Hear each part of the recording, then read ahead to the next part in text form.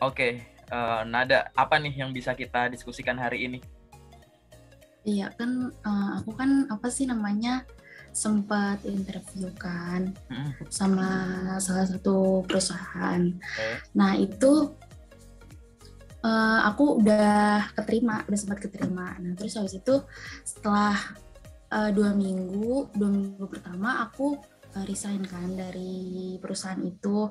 Nah aku pas di CV-nya itu apakah harus ditulis apa sih namanya eh, progres Pengalaman atau itu. pengalaman itunya. Oke, menarik pertanyaannya. Jawaban singkatku adalah nggak usah tulis pengalaman itu, gitu. 2 minggu kan, Kurang lebih 2 minggu. nggak usah tulis, gitu. Anggap aja itu nggak ada, gitu. Itu jadikan Oh, pembelajaran diri sendiri, gitu. Memang sih yang benar itu hmm, adalah silahkan tuliskan pengalaman kerja, ya, yang tidak, yang nomor satu tuh urutannya adalah menonjolkan kontribusi kamu saat kamu diberikan tanggung jawab di sana, gitu ya.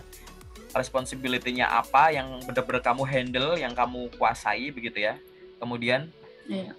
terkait dengan prestasi kamu. Jadi selama menjabat di posisi itu sekian lama, kamu sudah menghasilkan apa gitu.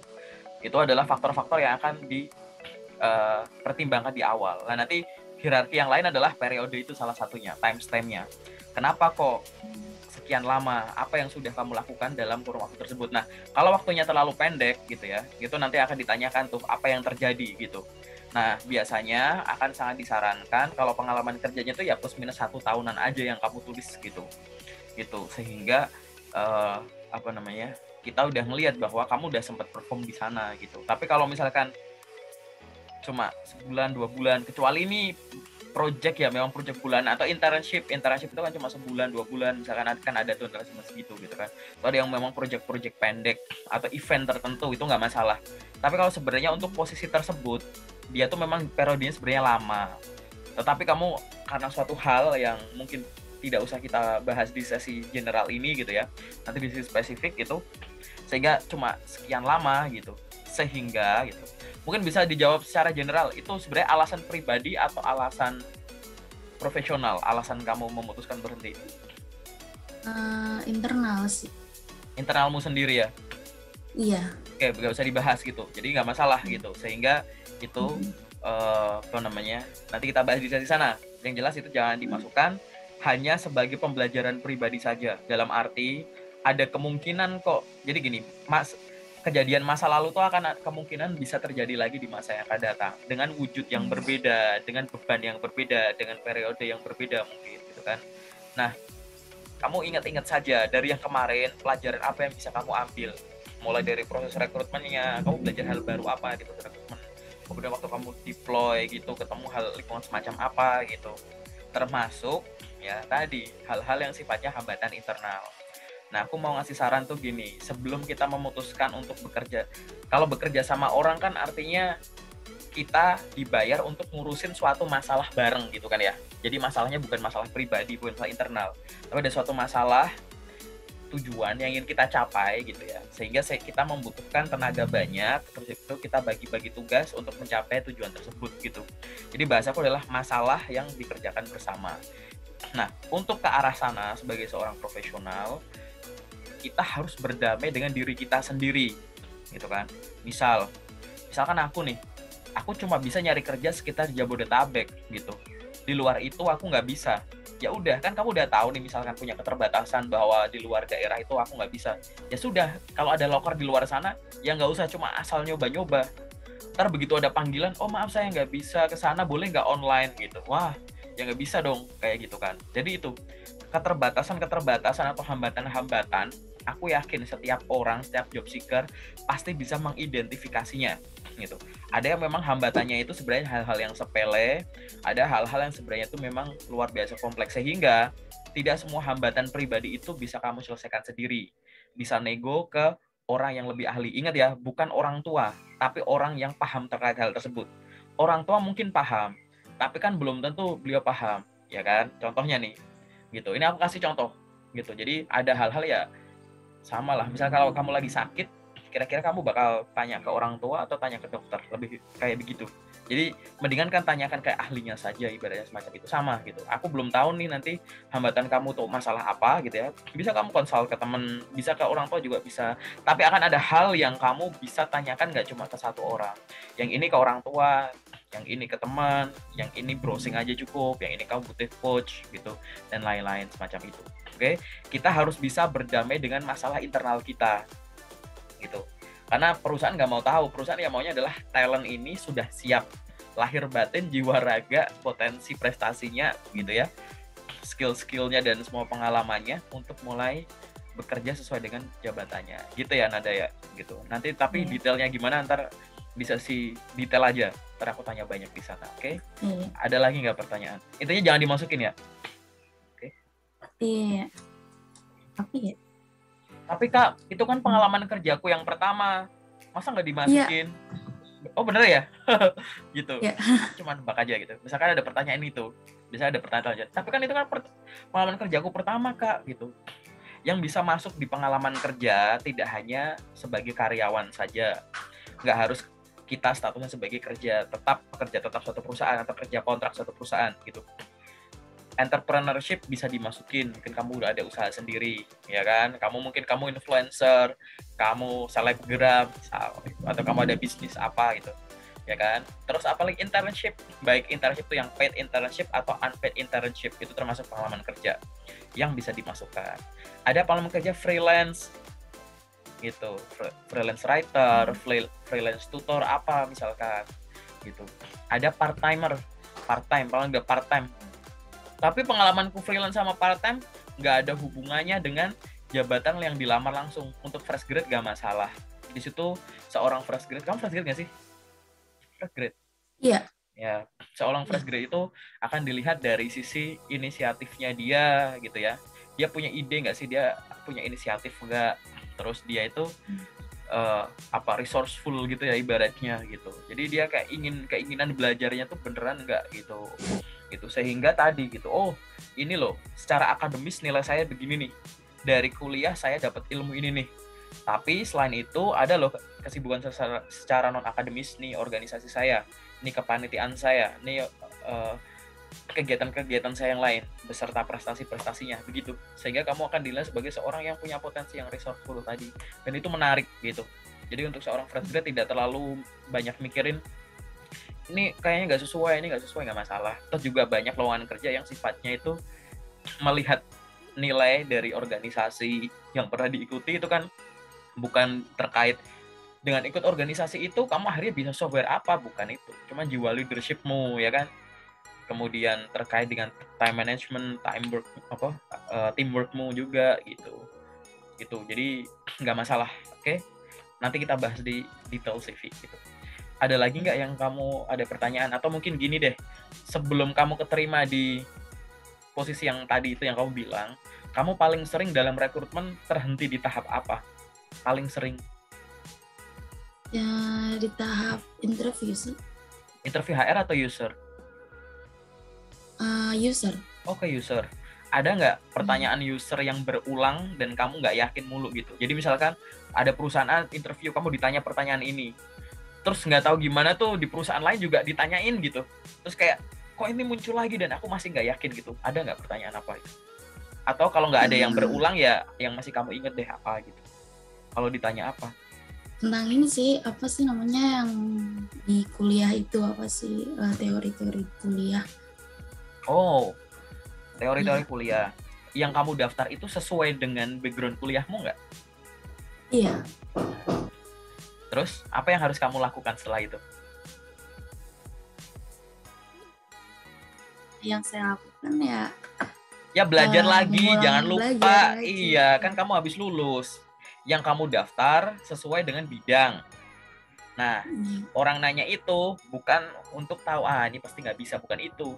Kita pengen tahu di kampus kamu itu diajarinya itu seberapa dalam dan kamu sudah menangkapnya berapa persen dari yang diajarkan. Pada saat kita barusan aja lulus, berarti kan masih anget-angetnya nih gitu kan. Habis ngintip dunia perkuliahan, habis itu balik ke industri, terus kita tanya yang sifatnya masih teori belum praktek, terus kamu lupa, yaitu dalam tanda kutip ya bukan urusanku, bukan tanggung jawabku, tapi tanggung jawab masing-masing orang sendiri, ya nggak sih gitu. Itu ibaratnya semacam itu. Apalagi nilai kita tinggi, kayak nilaimu setinggi ini tapi kok itu lupa gitu. Hal-hal semacam itulah gitu, jangan sampai muncul. Jadi untuk yang hal tadi ya, saranku tadi baca ulang ya gitu. Kalau kamu mencintai apa yang kamu lakukan, belajar lagi nggak masalah gitu. Nggak usah beralasan aku salah jurusan kak, nggak masalah gitu. Ada orang yang jurusannya bener aja sengaja nyari kerjanya nyimpang gitu. Gitu kan gitu. Jadi ini lebih kayak ke mencintai apa yang kamu pelajari, karena kalau nggak mencintai yang kamu pelajari gampang lupa, dan kalau udah lupa males buka buku lagi atau baca literasinya lagi gitu ya. Oke, ada lagi nggak pertanyaan lain yang kamu masih ingat? Oh, saya mau nanya topik yang lain. Oh boleh, bebas. Apa tuh? Kalau aku kan saya job, nah itu misalnya saya sambil mencari lowongan pekerjaan, saya mau mengikuti pelatihan, tapi pelatihannya itu tidak yang relevan sama jurusan saya, itu apakah boleh atau tidak? Apa rencana kamu mengikuti pelatihan itu? Harapan kamu mau, misal kamu setelah selesai mengikuti pelatihan itu, kamu mau ngapain? Mau kamu gunain buat apa? Mau nyari karir sesuai dengan pelatihan itu? Iya. Ini sifatnya yang harian atau kayak bootcamp beberapa lama gitu? Mungkin bootcamp gitu. Oh bootcamp, oke. Boleh nggak aku ikut kayak gitu kak? Boleh banget gitu. Terus gimana yang dilihat? Nah ini pertanyaannya menarik ya. Oke. Muncul layar putih ya. Iya. Sekarang, ini aku sebut bulan nih. Sekarang Juni 2022. Ya kan? Ini Juni. Ini Juli. Ini Agustus. Ini September. Berapa lama sih bootcamp biasanya? 3 bulan ya? Apa yang 6 bulan? Katakanlah, aku pengen ikut bootcamp yang 3 bulan. Dari Juni sampai dengan Juninya kan katakanlah di sini ya, Juni tengah gitu. 1, checkpoint. 2, checkpoint. 3, mungkin grade lulus di sini. Gitu. Katakanlah 3 bulannya gini kan, planning. Aku ngomong ini kita lagi ngomong ini halaman planning bulanan. Gitu. Nah, oke. Setelah kayak begini, kamu lihat dulu, kamu bikin planning bulanan kamu sendiri dulu gitu. Maksudnya planning bulanan tuh gimana? Di sini kan aku ikut bootcamp. Di breakdown dulu. Di sini aku sibuknya ngapain sih? Cari kerja. Terus ikut bootcamp. Di sini apalagi? Kamu pengen belajar apalagi ini? Misal kamu masih tinggal sama orang tua ya, bantu orang tua. BO, bantu orang tua. Terus habis ini di sini misalkan olahraga gitu. Ya kan? Nah, di sini di bulan ini kamu ada planning apa lagi? Gitu. Pasti yang ini jelas dong ya, ini ikut bootcamp, berarti di sini pasti akan ada bootcamp, di sini pasti ada bootcamp gitu ya. Ada bootcamp gitu. Coba dalam 1 bulan tuh secara garis besar tuh kamu pengen ngelakuin apa dulu? Oke? Bikin aja kayak gini gitu. Nanti akhirnya kan akan kamu akan melihat suatu benang. Oh, ini bootcamp di sini nyambung ke sini, ini nyambung ke sini, nyambung ke sini bootcamp.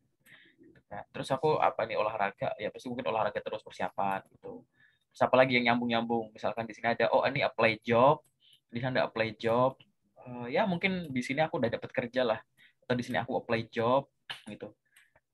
Berarti apply job. Bedanya adalah apply job di sini sebelum aku lulus, mungkin aku apply job yang sesuai bidangku dulu. Kalau udah lulus di sini, berarti aku akan coba apply berdasarkan yang sesuai bidang ada, yang sesuai dengan ini juga ada gitu. Sehingga mungkin aku nanti CV-nya ada 2 gitu. CV yang untuk beda bidang sama CV yang sesuai dengan bidangku. Atau pakai satu CV nggak masalah gitu. Paling kalau misalkan udah selesai training di sini kan berarti di sini ada suatu jadwal apa update CV gitu ya. Ya enggak kan, yang pengalaman ini kan kamu masukin ke sini. Dari sini, dari bagian ini sampai sini ya tetap di CV-mu tetap udah diupdate. Nanti ada namanya pendidikan. Pendidikan nanti ada pendidikan yang non formal. Nah, pendidikan non formal tuh kelas ini gitu. Masukin periodenya kapan? Katakanlah Juni 2022 strip sekarang gitu ya, strip now gitu. Gitu. Nah, itu. Tapi kan nggak sampai strip now. Nah, di sini udah lulus kan pasti kan ada periode akhirnya gitu. Berarti di sini ada update CV, di sini juga pada saat bootcamp kamu udah start, ini juga update CV gitu. Nah, ini kamu lihat. Ini bikin coba dulu aktivitas bulanan kamu kira-kira mau ngapain gitu. Nah, setelah kamu melihat aktivitas bulanan begini, kamu ambil 1 bulan. misalkan bulan ini ya, bulan Juni ini kamu potong gitu ya, kamu breakdown di zoom in lagi gitu. Jadi zoom in lagi ini. Ini waktumu 24 jam, ya kan? Waktumu 24 jam. Kamu bisa tidur jam berapa? Katakanlah jam 9, ya kan? Bangun jam berapa? Jam 5. Ini berapa nih? 9 sampai 5, 10, 8. 8 jam. Kan? Ini buat tidur. Habis tidur kamu ngapain biasanya? Bantu-bantu orang tua. Bantu-bantu orang tua berapa lama? Paling 1 jam. Pagi hari. Terus siang hari ada nggak bantu-bantu orang tua? Ada. 1 jam lagi. Gitu, 1 jam. Terus sore bantu-bantu orang tua nggak? Ya, 1 jam. Gitu. Oh, berarti ada 3 jam bantu-bantu orang tua. Terus ngapain lagi biasanya? Oh, aku jogging Kak, 1 jam gitu. Oke, jogging, olahraga 1 jam gitu. Terus ngapain lagi? Aku me time Kak, nonton drakor, bikin ini TikTok dan lain-lain gitu. Biasanya ya santai-santai 2 jam, ada 2 jam. 8, ya kan gitu. Terus aku mandi dan lain-lain Kak, pagi sore mandi makan gitu ya. Oke, gitu. Mandi makan pagi siang sore itu mungkin 1 jam gitu. Berapa nih? 8, ini 1 ya. 9, 10, 11, 12, 14, 15. 24 dikurangi 15 gitu. Berapa nih? Oh, 9 gitu ya. Berarti di sini kamu punya waktu 9 jam. Punya waktu 9 jam yang potensial untuk kamu isi untuk isi sesuatu yang produktif. Nah, di sini aku nggak tahu nih angkanya ini munculnya berapa gitu ya. Pokoknya angka yang muncul ini kamu bagi jadi 2 aja. Jadi potongan ini ya kamu remove ya itu bentuknya gimana sih? Bentuknya gini ya. Nah, ini ya katakanlah potongan ini ya. Kamu bagi jadi 2. Terserah mau kamu bagi 2-nya 50-50 gini boleh gitu. Atau mau bagi 2-nya gimana terserah, mau 50-50 part A dan B gitu. Mau 30-70 terserah. Intinya satu part ini untuk apply job. Satu part ini untuk pengembangan diri gitu. Nah, jadwal bootcampmu itu per hari berapa jam gitu. Katakanlah jadwal bootcampmu itu sehari itu katakanlah 3 jam gitu. Berarti 9, berarti ini 6 gitu. Jadi pastikan waktu produktifmu itu kamu bagi jadi 2. Ikut bootcamp dan apply job. Jangan sampai kamu ikut bootcamp kecapean tidur. Karena kamu udah punya waktu tidur di sini gitu.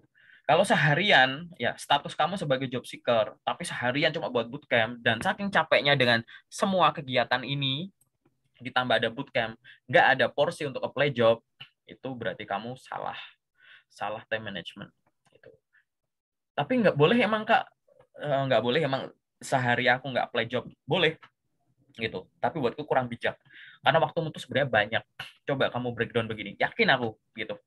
Pasti setiap orang tuh punya waktu rata-rata yang ada potensi untuk digunakan untuk hal-hal yang produktif. Nah, coba di breakdown. Nah, kalau udah ke breakdown, berarti oh iya, aku udah komit lah pokoknya. Nanti aku ikut bootcamp itu kan paling sesi kelasnya tuh paling 2 jam. Gitu. Terus ngerjain tugas-tugasnya bootcamp paling 3 jam. Berarti ini 5. Berarti yang 4 jam ini untuk apply job gitu misalkan. Gitu. Kan bootcamp kan misalnya ada tugas ya gitu. Nah, ini 4 jam nih, 4 jam buat apply job. Ya udah gitu. 2 ini untuk teorinya bootcamp, 3 ini biasanya kalau ngerjain. Berarti kan masih punya 4 jam ini kan. Nah, 4 jam ini kamu zoom in lagi gitu. 4 jam ini kamu zoom in lagi gitu. Aku punya waktu 4 jam. Gitu. Aku ngelamar kerja. Kamu ngelamar kerja lewat email nggak? Iya, lewat Email. email. LinkedIn ya nggak? Iya, LinkedIn sama Jobstreet? Jobstreet iya. Iya. Gitu. Oh, waktuku 4 jam. Channelku ada 3. Ini. Apa yang harus aku lakuin ya? Ya udah, kamu buka website. Email ini kan sumbernya macam-macam. Ada yang dari LinkedIn, ada dari grup WA aku, ada dari Telegram mungkin, dan lain-lain gitu. Pokoknya 1 jam tuh aku cuma buka email terus, ngelamar-ngelamar lewat email terus. Gitu. Kalau udah sejam, udah selesai, berhenti. Kau buka LinkedIn. LinkedIn jadi 2. Gitu. Di sini kamu connect ke orang baru, dan kedua baru apply job. Gitu. LinkedIn itu harus jadi 2. Jadi kamu connect follow akun baru gitu ya. Setiap hari, setiap kamu buka LinkedIn wajib ada koneksi baru. Gitu. Sama yang selanjutnya adalah apply job. Kalau mau ada jadwal lagi nggak apa-apa. Coba bikin postingan konten. Jangan cuma sekedar up, interested gitu-gitu. Tapi kamu coba berani ini. Nanti aku jelasin di sesi detail. Udah selesai 1 jam, buka Jobstreet. Jobstreet relatif mudah, tinggal klik gitu ya. Lebih cepat daripada yang di sini atau di sini gitu. Udah, oh ada waktu 1 jam lagi. Ngapain ya waktu 1 jamku ini? Nah, coba explore yang lain. Gitu. Explore apa? Misalkan sosmed, gitu. Explore untuk ngobrol sama yang ada di LinkedIn atau untuk apa gitu. Dah. Jadi ini ya kan, jadwal 4 jam ini ya kan, kamu ibaratnya berhasil kamu sisipkan gitu ya. Ini kamu sisipkan ke yang ke yang ini gitu kan. Set, sisipin ke yang ini. Nah, yang satu bullet ini set kamu sisipin ke yang sini gitu. Ya kan? Itu cara time managementnya gitu. Nah, sehingga apa yang harus kamu lakukan? Begitu detailnya ini udah kamu pegang, oh aku sehari harus segini. Berarti jadwalku harian begini. Nah, yang kamu lakukan adalah mempertahankan setiap hari yang ada di bulan ini, bulan ini, bulan ini dengan pola yang sama gitu. Teratur gitu loh. Jangan sekarang ngegas, besok berhenti gitu. Besok ngegas lagi, besoknya berhenti. Besok seadanya. Nah, nggak gitu. Tuh grafikmu gini-gini nanti gitu. Itu ini namanya ngukur performa diri gitu ya. Jadi ini tuh terkait dengan bahasa aku apa ya, agresivitas gitu ya. Di sini sumbu waktu, time gitu. Jangan sampai grafikmu tuh sebenarnya udah bagus gitu kan, udah begini-begini terus gini nol, ntar ada yang tinggi lagi gini lagi gitu. Nanti akhirnya kalau kamu udah ngelakuin kayak begini nanti ada garis tengahnya gitu. Ini garis tengahnya, oh rata-rata tuh ya performku ya kayak beginilah gitu. Itu kamu nilai dirimu sendiri gitu. Nah, nanti kalau kamu udah terbiasa kayak begini, nanti lebih teratur, enak gitu. Belajar hal baru enak. Kalau ada kegiatan tadi ya, karena kita masih job seeker, jadi aku nggak bilang kita nggak boleh santai-santai, kita nggak boleh hangout sama teman, nggak kan tadi bisa di breakdown kan, gitu. Nah, tinggal begini aja. Semoga sudah cukup jelas ya. Ada pertanyaan nggak? Kayaknya udah cukup. Lumayan ya. Ada lagi nggak pertanyaan yang kamu masih bingung? Apa yang harus dilakukan itu? Kalau aku nggak masalah tadi, simple. Jawabannya sebenarnya cuma yang tadi, gitu. Boleh nggak? Boleh. Dimasukin nggak? Masukin. Cuman aku pengen kamu manage-nya begini, diusahakan. Banyak orang salah prioritas, ya kan? Belajar ikut webinar ini itu, kalau nggak ikut bootcamp ini itu, tapi kecapean gara-gara bingung sama tugasnya. Jadi ada akses waktu yang kamu habiskan untuk browsing, ini PR ini ngerjainnya gimana gitu. Sampai kamu itu ngurangi porsi untuk nyari kerja. Padahal itu harusnya ngurangi porsi tidur misalkan, harusnya itu ngurangi porsimu santai-santai. Tapi malah itu ngurangi porsi nyari kerja gitu. Oke ya. Udah ada gambaran ya. Yeah. Oke. Apalagi pertanyaannya? Menarik nih. Kita diskusi aja ya, santai aja. Yeah. Yang kamu bingung, kan tadi kan paling banyak kan berhentinya di sana. Mungkin soal LinkedIn boleh, soal dokumen boleh, soal ngelamar kerja boleh. Kalau nggak ada ya nggak ada. Kita masuk ke yang detail. Nih, kalau masih Soal bingung, mungkin kayak time management buat ini apa? Buat kayak cari apa ya, cari lowongan pekerjaan. Soalnya kan saya kadang-kadang suka apa sih namanya, ada rasa malas gitu kan. Nah, ada rasa malas, jadi buat nyari lowongan pekerjaan juga intinya kayak nggak ada waktu banyak gitu, cuma karena gitu Pak. nah ya Jadi udah. Nah, makanya tadi kamu breakdown dulu gitu. Terlepas dari nanti rasa malas muncul, rasa capek muncul gitu, gangguan-gangguan faktor eksternal itu muncul gitu ya. Coba bikin yang kayak tadi. Sebenarnya tuh kamu tuh punya berapa jam untuk ngelakuin itu gitu. Karena kan ibaratnya tadi kan yang diagram pie chart itu kan udah aku susun ya gitu kan. Sebenarnya kan waktu kosong tuh kan bukan yang langsung kayak tadi 9 jam nyambung terus kan, enggak kan, nyebar-nyebar tuh dia dalam waktu 24 jam ya nggak sih gitu gitu. Nah, sehingga tadi, coba kamu jadwal, kamu sebenarnya kalau dirapat-rapatin, dipadetin jadi satu, oh aku sebenarnya ada sekian jam, gitu. Aku ada 9 jam, cuman kebagi-bagi tuh, pisah-pisah. Pagi cuma 2 jam, siang 4 jam, gitu. 2 tambah 4 berapa? 6. Nah, yang 3 jam malam. Cuman karena siang hari kepanjangan, gitu, aku malah jadi kadang tuh itu waktunya aku pakai untuk keluar lah, diajak main temen, diajak nongkrong, diajak ngobrol, gitu. Nah, ini harus gimana nih gitu. Nah, gitu-gitu. Jadi di-maintain dulu. Tapi kalau terkait dengan rasa malas ya balik lagi. Semua orang nggak harus fresh grade kok gitu ya. Udah berpengalaman juga nyari kerja juga pasti rasa malas ada. Cuman balik lagi kan, itu kan masalah ambisi kamu. Kamu pertanyakan lagi gitu. Sebenarnya kamu pengen apa? Gitu. Kalau orang nganggap bahwa ini urgent, ini tuh harus segera, aku harus segera kerja dengan alasan apa? Kalau kamu benar-benar meyakini gitu, pasti rasa malas itu bisa ditangani gitu. Jadi ibarat aku nggak ada waktu buat malas, aku belum kepikiran nih karena pergerakan kamu tadi jelas gitu loh. Harus aku tuh sekarang harus begini gitu. Nah, tapi nanti kalau terkait masih rasa malas masih muncul, nanti abis ini di sesi detail aku jelasin juga gitu. Gitu, ngilangin rasa malas gitu. Sebenarnya bukan ngilangin sih itu. Ingat ya, rasa malas tuh nggak bisa dihilangin. Sama kayak rasa takut. Orang yang berani itu bukan orang yang tidak memiliki rasa takut. Orang yang berani itu adalah orang yang tetap bertindak walaupun merasa takut. Sama, orang rajin itu bukan orang yang tidak memiliki rasa malas. Orang rajin itu adalah orang yang tetap komit melakukan sesuatu sesuai dengan urutan waktunya, walaupun rasanya tuh mager gitu ya. Gitu. Jadi ini lebih kayak semacam itu. Karena segala sesuatu kan dualisme. Pasti ada rajin, ada malas, ada berani, ada takut gitu. Nah, ini tuh sebenarnya tuh cuma ditutup aja gitu.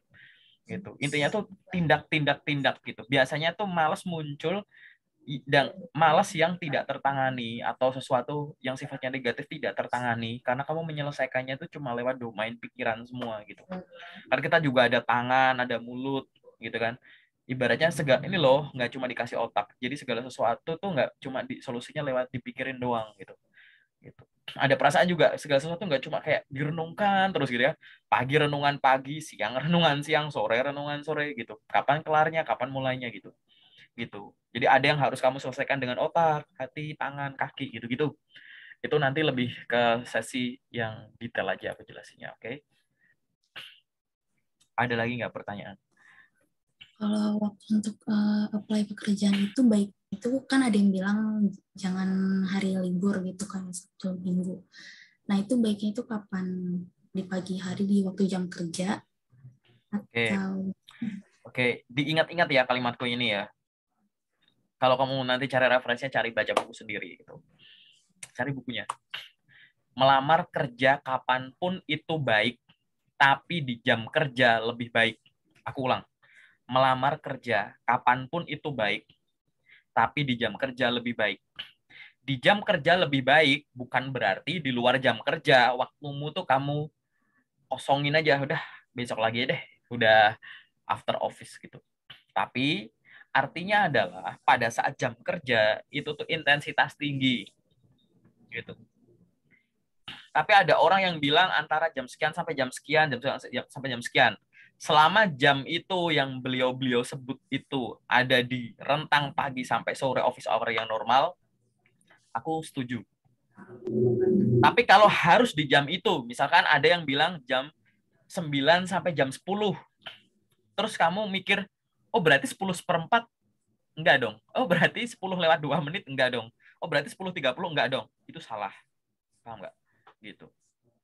Gitu. Tapi kan beliaunya bilang bahwa itu kan jam-jam rekruter biasanya buka email. Iya biasanya. Tapi mereka nggak bisa melihat, memantau secara langsung rekruter dari Sabang sampai Merauke. Gitu. Nggak ada jaminan tuh after office juga rekruter nggak buka laptop, nggak ngecekin dulu, nggak nandain ini besok bakal aku follow up waktu udah jam kerja gitu-gitu. Nggak ada jaminannya. Nggak semua perusahaan itu gede ya. Perusahaan itu yang small business aja banyak gitu. Nggak semuanya punya HR. Kadang kalau perusahaan yang misalkan UMKM dan lain-lain atau usaha sendiri gitu ya, kadang bukan HR kan, ownernya sendiri yang ngefilter loh gitu. Dan itu ya terserah beliau, orang malam-malam sambil nongkrong juga bisa. Hal itu buktinya apa? Itu banyak tuh teman-teman yang udah bekerja, khususnya teman-teman yang ada di pabrik ya gitu, teman-teman buruh gitu, yang mereka Atau mungkin banyak yang bilang, ya nggak harus teman-teman yang ada di pabrik, yang bilang bahwa aku nggak bakal pindah kerja sebelum aku dapat kerjaan lagi, kan gitu, banyak yang bilang gitu. Dan setelah aku tanya-tanya, dan mungkin kamu bisa nanya juga kalau kamu banyak kenalan di sana, mereka nggak ada waktu tuh ngelamar-ngelamar di jam kerja gitu, karena kerja. Mereka ngelamarnya kapan? Ya after office, kadang weekend, sambil keluar ngurus jalan-jalan sama keluarganya, ngurus keluarganya gitu. Tapi tetap bisa pindah kerja tuh, tetap bisa dapat kerja gitu. Aku pribadi, tiga tiga pekerjaanku aku apply di luar jam kerja. Lolos-lolos aja gitu. Alhamdulillahnya gitu. Gitu. Ya kan gitu. Jadi jam tadi jangan diartikan sebagai bolehnya jam segini, di luar jam segini, jangan, itu salah. Gitu. Yang benar adalah di jam kerja itu intensitas tinggi gitu. Ya kan? Di luar jam kerja ya secukupnya. Tapi kalau di luar jam kerja atau di jam kerja intensitas tinggi terus, boleh nggak? Boleh banget gitu. Gimana cara intensitas tinggi? Tadi sadar diri. Aku itu punya akses internet, ya kan? Aku punya akun LinkedIn, aku punya Jobstreet, aku punya Glints, aku punya apa misalkan bisa lewat email, bisa lewat aku punya grup WA, aku punya Telegram. Oh, ada 6 sumber loker, gitu kan? Gitu. Nah, ya udah, coba aja sejam. Kira-kira kamu dapat berapa? Dihitung aja loker yang bisa kamu lamar. Teman-teman di grup itu, di grup WA rata-rata 20 sampai 30 per hari. Gitu. Dan aku selalu minta bahwa coba bikin konsisten dulu gitu.